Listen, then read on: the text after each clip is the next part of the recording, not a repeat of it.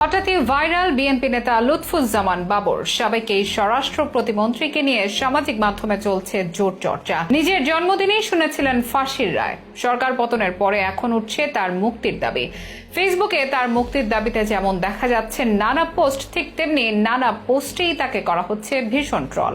অনেকেই তাকে চিহ্নিত করছেন ভারতের জমদূত হিসেবে, অনেকেই আবার মজা করে লিখছেন 10 ট্রাকের মালিক। তবে এসবের বিপরীতে তার মুক্তির জোর দাবি জানাচ্ছে বিএনপি। জনগণের প্রশ্ন, কেন ফাঁসির দণ্ডে দণ্ডিত হন সাবেক স্বরাষ্ট্র প্রতিমন্ত্রী লুৎফুজ্জামান বাবর? কেনই বা তাকে বলা হয় ভারতের জমদূত? মুক্তির দাবি নাকি ট্রোলেই সীমাবদ্ধ থাকছেন সাধারণ মানুষজন?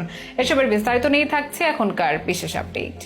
সময়টা তখন 2004 সালের 1 এপ্রিল। সেদিন রাত 11:15টার দিকে CUFL জেটিতে মাছ ধরার 2টি ট্রলার থেকে পণ্য খালাসের জন্য ঘাটে উপস্থিত ছিলেন শীর্ষস্থানীয় এক নেতা। কিন্তু হঠাৎ করেই দৃশ্যপটে হাজির হন পুলিশের 2 সার্জেন্ট। শুরু হয় পুলিশের সঙ্গে ওই নেতার বাকবিতণ্ডা। এক পর্যায়ে অনেকটা আকস্মিকভাবেই ধরা পড়ে দেশের ইতিহাসের সবচেয়ে বড় 10 ট্রাক অস্ত্রের চালান। রাতারাতি হইচই পড়ে যায় সবখানে। সে সময় স্বরাষ্ট্র প্রতিমন্ত্রী ছিলেন নেত্রকোনা 4 আসনের সাংসদ লুৎফুজ্জামান বাবর। মন্ত্রণালয়ে পূর্ণ মন্ত্রী থাকলেও ক্ষমতার ব্যবহারে তিনিই ছিলেন এগিয়ে। অস্ত্র আটকের পরপরই সেগুলো দেখতে যান তিনি। সে সময় তার চোখগুলো যেন বিস্ময়ে ভরা ছিল।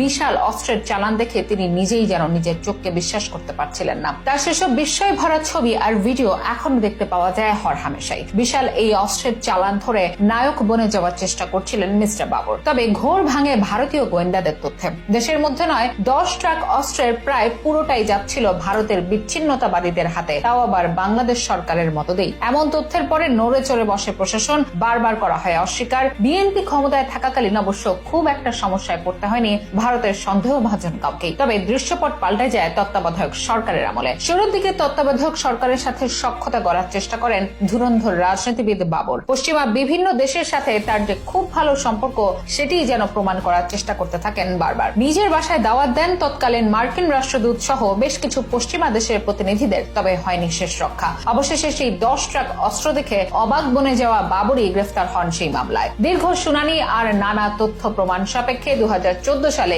এই মামলায় সাবেক স্বরাষ্ট্র প্রতিমন্ত্রী লুৎফুজ্জামান বাবর সহ সর্বমোট 14 জনকে ফাঁসির আদেশ দিয়েছিলেন আদালত। দীর্ঘদিন ধরেই লুৎফুজ্জামান বাবর নিয়ে ছিল না তেমন কোনো আলোচনা। এমনকি নতুন প্রজন্মের অনেকেই হয়তো চিনতেনও না থাকে। তবে সম্প্রতি আওয়ামী লীগ সরকারের পতনের পরে নতুন করে আলোচনায় সাবেক প্রতিমন্ত্রী লুৎফুজ্জামান বাবর। বিএনপি জানাচ্ছে তার মুক্তির দাবি। নেত্রকোনার ছাত্রদল এই দাবিতে ইতিমধ্যেই করেছে মিছিল। অন্যদিকে সাধারণ জনগণ ফেসবুকে তাকে নিয়ে দিচ্ছে নানা ধরনের পোস্ট। তার আগ্রাসী মনোভাবের নানা ছবি ইতিমধ্যেই ফেসবুকে হয়েছে ভাইরাল। কেউ বা পোস্ট করছেন সেসব ছবি, আবার কেউ বা বানাচ্ছেন ভিডিও, দিচ্ছেন নানা রকমের ক্যাপশন। কেউ বা তাকে বলছেন ভারতের জমদূত, কেউ বা আবার বলছেন ট্রাক ব্যবসায়ী। তবে বিএনপির মুক্তির দাবির থেকেই তাকে নিয়ে সাধারণের হাস্যরসাত্মক পোস্টেই বেশি ভাইরাল তিনি, এমনটাই জানাচ্ছেন নেটিজেনরা। খালাস পেলে ট্রাকের সংখ্যা বাড়তে পারে বলেও ব্যঙ্গাত্মক মন্তব্য করছেন অনেকেই। তবে বর্তমান অন্তর্বর্তীকালীন সরকারের সময়ে তার মুক্তি পাওয়া প্রায় অসম্ভব বলেই মনে করছেন বিশ্লেষকরা।